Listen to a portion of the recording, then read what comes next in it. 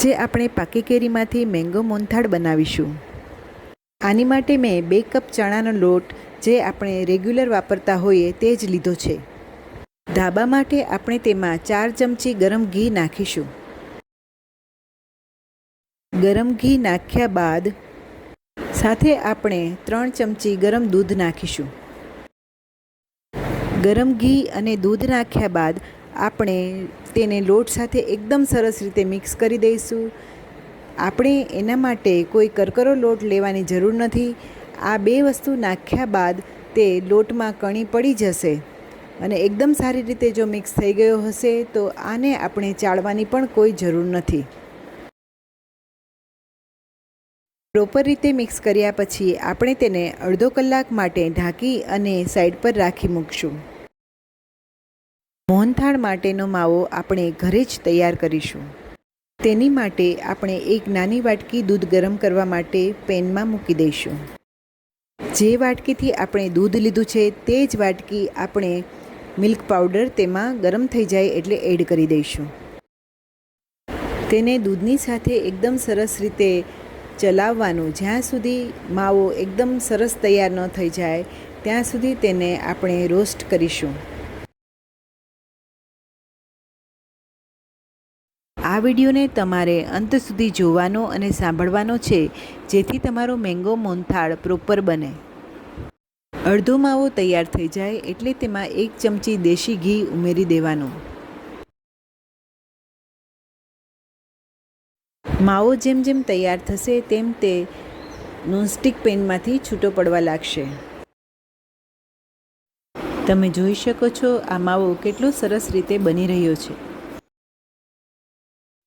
તમારે આ માવાને કન્ટિન્યુઅસલી ચલાવવાનો રહેશે, નહીં તો તે નીચે ચીપકી જશે। જો તમને આ વિડીયો પસંદ આવ્યો હોય તો વિડીયોની નીચે બેલ આઇકોન છે તેના પર ક્લિક કરો કે જેથી તમને અમારા આવનારા દરેક વિડીયોની તમામ માહિતી સૌથી પહેલાં મળે। આ તૈયાર થયેલા માવાને આપણે એક બાઉલમાં કાઢી લઈશું। મેંગોના માવા માટે મેં મેંગોનો પલ્પ કાઢીને રાખેલો છે। જે 2 કપ આપણે ચણાનો લોટ લીધો છે તે જ કપથી આપણે મેંગોનો પલ્પ માપવાનો રહેશે। 2 વાટકી ચણાના લોટ સામે તમારે 2 વાટકી મેંગોનો પલ્પ લેવાનો અને તેનો માવો બનાવવાનો રહેશે।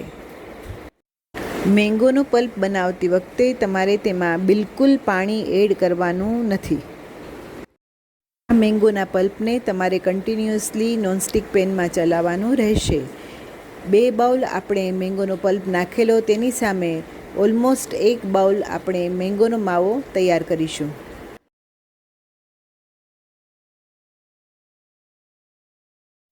મેંગોનો માવો સરસ રીતે તૈયાર થઈ ગયેલો છે। હવે આપણે તેને એક બાઉલમાં કાઢી લઈશું। એક તપેલીમાં આપણે 2 કપ ખાંડ ચાસણી માટે ગરમ કરવા મૂકી દઈશું। ખાંડ ડૂબે તેટલું પાણી એડ કરીશું।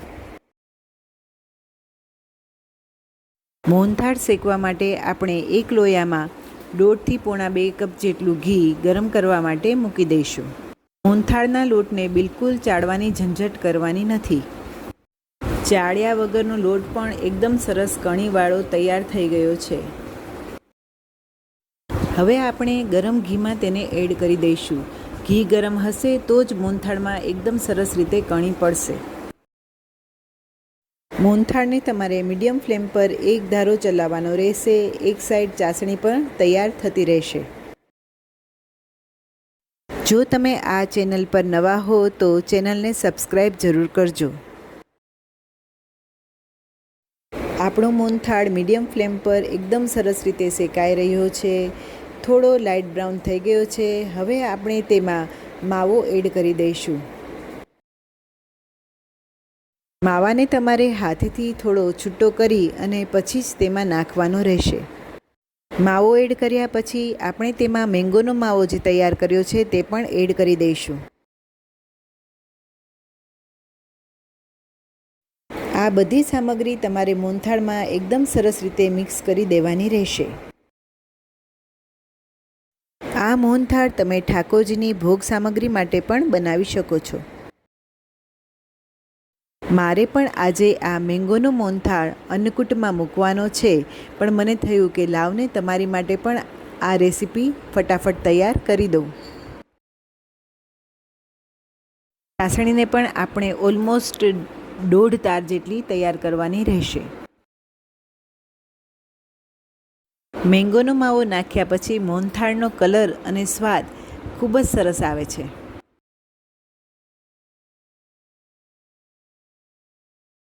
હવે ધીમે ધીમે મોહનથાળ એકદમ સરસ રીતે શેકાઈ ગયો છે. તમારે બીજી કોઈ પણ ઇઝી રેસીપી જોઈતી હોય તો કોમેન્ટ સેક્શનમાં જરૂર લખજો. ચાસણી પણ તૈયાર છે. 1.5 તાર જોતા ન આવડતું હોય તો ચિંતા નહીં કરવાની. ડીશમાં ચાસણી લેવાની. એકદમ ઝડપથી ન પડી જતી હોય તો આપણે ગેસની ફ્લેમને ઓફ કરી દેવાની.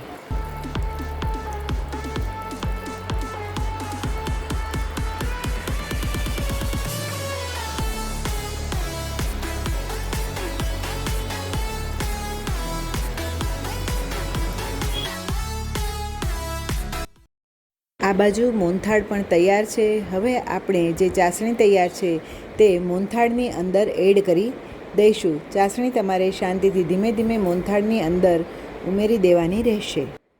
પછી તેને સરસ રીતે મિક્સ કરી દેવાની. એક વાટકીમાં મેં દૂધમાં કેસર પલાળીને રાખી છે, તો તે પણ આપણે મોહનથાળની અંદર એડ કરી દેવાની.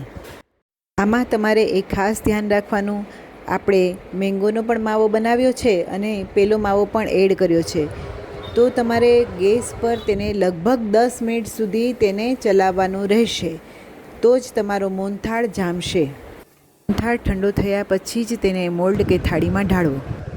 મારે અણકોટમાં જવાનું મોડું થતું હતું અને અણકોટમાં મૂકવાનો હતો, એટલે હું તમને ફટાફટ આને ઢાળવો અને એના પીસ કેમ કરવા તે મેં દેખાડી નથી શકી, પણ તમે જોઈને જ સમજી શકો છો કે ઠંડા થઈ ગયા પછી એના આવી રીતે પીસ કરી દેવાના.